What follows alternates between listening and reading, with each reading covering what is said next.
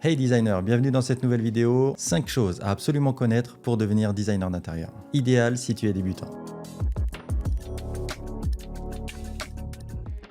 Premier point, le concept design. Le concept, c'est l'idée centrale qui guide tout le processus de la conception. Ainsi, il va définir l'essence du projet, le style et l'ambiance que vous voulez créer dans votre projet. Par exemple, le concept va s'appliquer souvent si vous regardez les bus. Les bus sont inspirés des insectes avec des rétroviseurs un peu comme ça et des formes arrondies.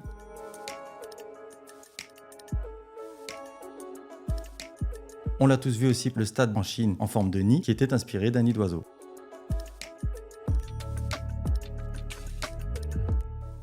Il y a aussi le concept inspiré de la nature urbaine, c'est-à-dire utiliser des éléments naturels dans un environnement urbain, combinant des textures organiques avec une palette de couleurs inspirée de la nature.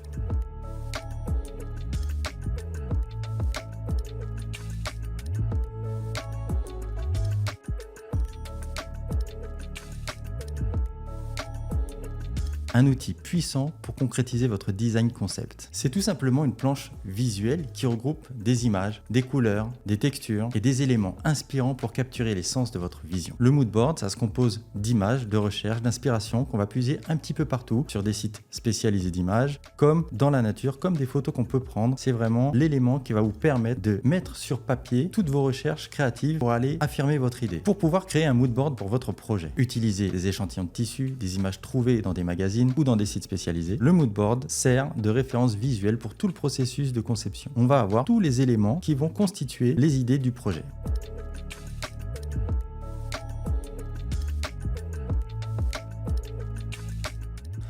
Avant de passer à la suite, je t'invite à t'abonner, liker et partager au maximum pour faire monter la chaîne.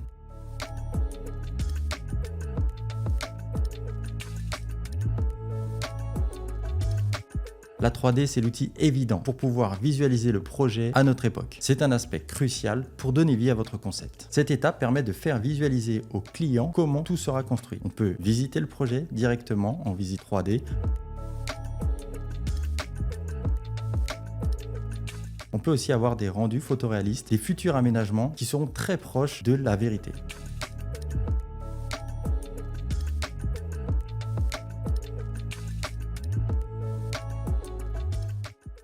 En gros, rien de mieux pour se projeter dans l'espace. Alors ok, quel outil va-t-on utiliser pour notre visualisation 3D? Il y a énormément d'outils aujourd'hui pour monter des 3D. Il y a des logiciels de 3D amateurs qui sont gratuits, mais on a aussi des logiciels professionnels comme SketchUp, 3ds. Les logiciels d'architecture aussi font de la 3D, mais seront beaucoup moins qualitatifs, en tout cas pour le design intérieur. Pour les logiciels amateurs, on a Cozy Casa, Home by Me et ce genre de logiciels, mais l'idéal vraiment dans notre métier, la base de la base, c'est SketchUp. Et après SketchUp, si on veut pousser vraiment le détail dans du rendu photoréaliste, c'est-à-dire avoir une 3D qui ressemble à une photo de notre projet, il faut après passer la 3D sur un moteur de rendu photoréaliste tel que V-Ray, Enscape ou Twilight Render qui est gratuit.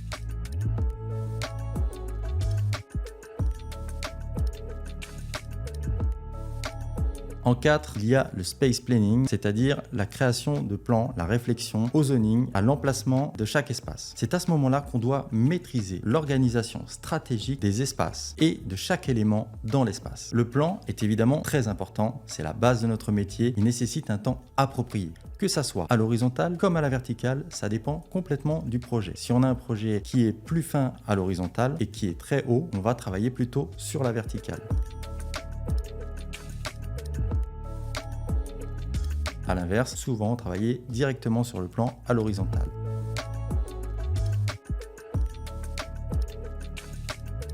Mais attention, notre métier, ce n'est pas que le plan. Sur ce plan, on va travailler la circulation, les fonctionnalités et l'esthétique globale de la pièce.